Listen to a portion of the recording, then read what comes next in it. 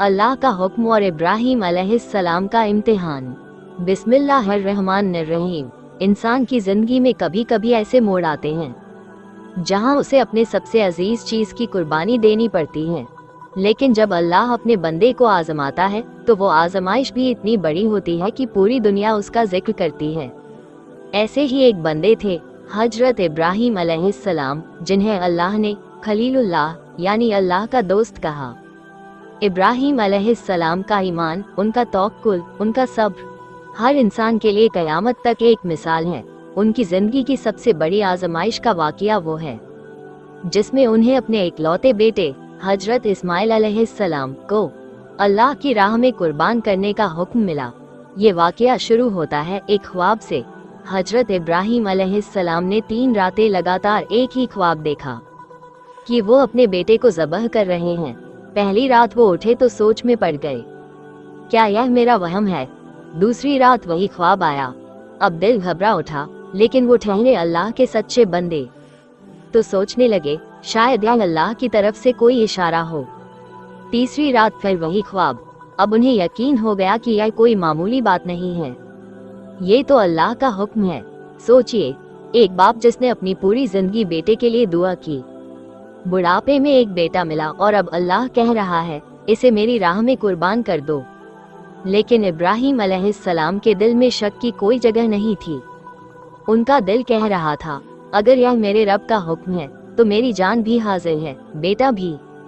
अब उन्होंने बेटे इस्माइल अलैहिस्सलाम को बुलाया। बेटा उस वक्त छोटा था, लेकिन नेक दिल और अल्लाह वाला। बाप ने बेटे से कहा, ग्रेटर दैन बेटा, मैंने ख्वाब में देखा कि मैं तुझे ज़बह कर रहा हूँ, तो क्या राय देता है? अब ध्यान दीजिए, ये छोटा बच्चा क्या कहता है? ग्रेटर दैन, अब्बा जान, जो हुक्म आपको मिला है उसे पूरा कीजिए। इंशाअल्लाह आप मुझे सब्र करने वालों में पाएंगे। कैसा अल्लाह वाला बच्चा था जिसने मौत को सामने देखकर भी कहा, आप हुक्म पूरा कीजिए, मैं सब्र करूंगा। अब बाप और बेटा साथ चल पड़े उस मैदान की ओर जहां आज मिना में हम हजारों जानवरों की कुर्बानी देकर इस सुन्नत को जिंदा रखते हैं। रास्ते में शैतान आया। पहले बाप को बहकाने की कोशिश की, क्या कर रहे हो? ये तो तुम्हारा इकलौता बेटा है। इब्राहीम अलैहिस्सलाम ने उसे पत्थर मारा। फिर शैतान बेटे के पास गया, तेरा बाप पागल हो गया है, वो तुझे मार देगा, भाग जा। इस्माइल ने भी शैतान को ठुकरा दिया। तीसरी बार शैतान बीवी हाजरा के पास गया, तेरा शौहर तेरे बेटे को ज़बह करने जा रहा है, लेकिन वह भी ईमान में मजबूत निकली। इसी वाकये की याद में आज हज के दौरान शैतान को 3 जगह पत्थर मारे जाते हैं। अब वो जगह आई जहां कुर्बानी होनी थी। इब्राहीम अलैहिस्सलाम ने बेटे की आंखों पर पट्टी बांधी, खुद भी अपनी आंखें बंद की, छुरी उठाई और चलाने ही वाले थे कि अल्लाह की तरफ से न आवाज आई, ग्रेटर दैन, ए इब्राहीम, तूने ख्वाब को सच्चा कर दिखाया।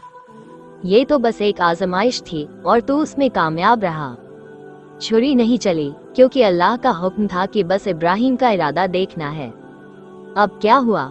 जन्नत से एक सफेद, सुंदर और तगड़ा दुम्बा मेंढा उतारा गया और अल्लाह ने फरिश्ते के जरिए कहा, ग्रेटर दैन इब्राहीम, इस जानवर को ज़बह करो, तुम्हारी कुर्बानी कबूल हुई।